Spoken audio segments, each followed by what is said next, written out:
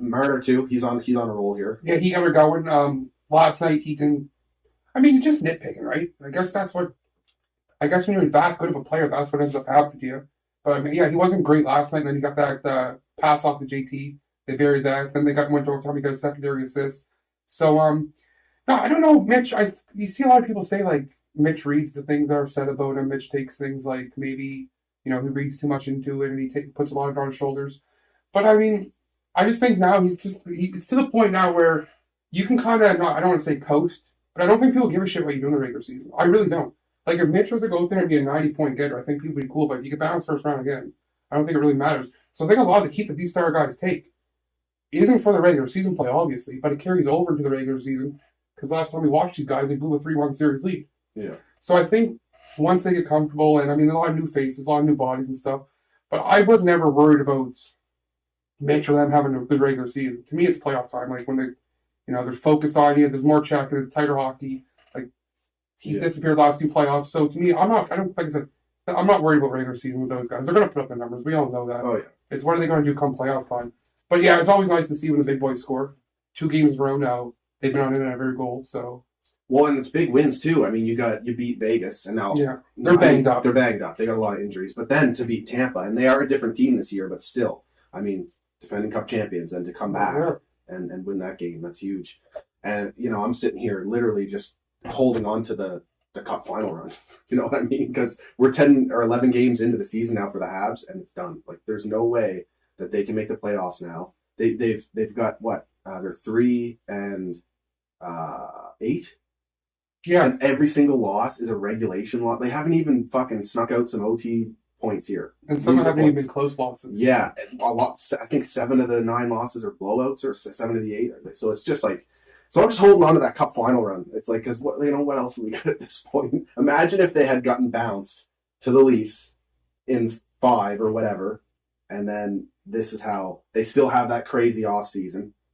Losing and Weber might not have been as banged up as he was. Yeah. Having to go through the playoffs, but the one thing I will say is it frustrating for you? Is it frustrating for you to know you lost to a team that's now like one of the worst in the league? Well, no, because I mean, like, I'm not also like as a diehard Leafs fan, but like it's hard to expect. I'm also a Jays fan. I'm also a Bills fan. I'm also a Raptors fan. It's like you just come with heartbreak. It's like I think when you and Andrew did the thing last year, like I said, it's a 6 or 7 game series. Like I don't think. Yeah. So it's just with me, nothing fucking surprises me with the Leafs. Yeah. Like so, it's like no, it doesn't.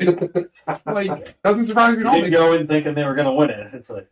No, I mean, I thought the Cup is what I'm saying. Exactly. Like, it's going to happen at some point. Yeah, if you see, Christ, they lost to Columbus. I mean, yeah, just no, nothing surprising with them. One collapse after another. To me, we'll see how this season plays out for the Leafs, but last year was the first year in a while, because they've been hyped as Cup contenders for years, but last year's team, watching them through the regular season, I was like, they're fucking going to do it this year. And I was hoping for that, Habs Leafs series the whole season. And then we got it. We got lucky that we got it. But going in, it's not like I knew they were capable of winning, but I never would have expected it. But definitely knew they were capable. The thing is with the Leafs, too, is it's not like you don't see it. Like, I mean, they took Boston back in the day when Boston was still, legitimate Stanley Cup betting favorites. They took them to 7-game series as, kids at that point. Their first year when they lost to Washington 6, following year Washington wins the Cup. It's not like the Leafs go into these series and it's like, oh, fuck, they got swept. Or, oh, they're 4 games to 1.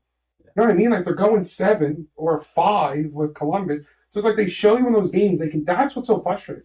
And this year, I don't remember the anger in a fan base this year, ever with the Leafs. Because Leafs are just one of those fan bases, there's so much optimism. People are just going to talk about their asses. They're always going to be excited. You see it with Habs fans. They're always thinking this is the best team. Those are the type of fan base you have. And then you have the normal fans that kind of see it through. There was no optimism or no everybody was just seemed pissed off. Coming into this yes, everybody was just mad. There was no optimism, and I think you've seen it in some of the games. They're not selling out. Yeah. Right? I mean, all the empty seats and stuff. So that's going to be tough for them to fight through, but that 4-game win streak now is huge to kind of sell the fan base down. Yeah, exactly. Get them back into it. But that's kind of what I was saying. Last season was the year I thought they could actually do it. But now, just because how deep they were, they added some good pieces. And then now they lose Hyman, and they go into this season now. Of course, fucking Kyle Dubas finds Kyle Bunting out of nowhere. The guy's got 26 Michael fucking... Bunting, yeah. What? Yeah, what I said? Kyle Bunting. Kyle. Fuck, I don't know. Anyway, he finds Bunting, and he's a stud. 26 games NHL experience. He comes in, He's really good at the World Championships, too. Yeah.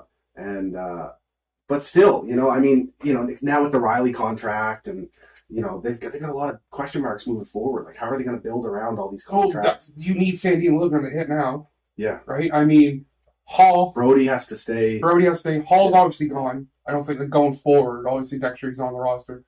Kessel's 1.5 goes off the books after this year.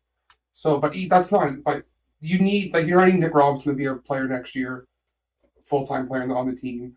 I mean, I don't know what the deals with Josh Osling, if they'll ever sign him to a pro contract or what the deal is. It's like, there are a lot of question marks. But I think as Leafs fans, because I just see on Twitter all the time is like going forward contracts.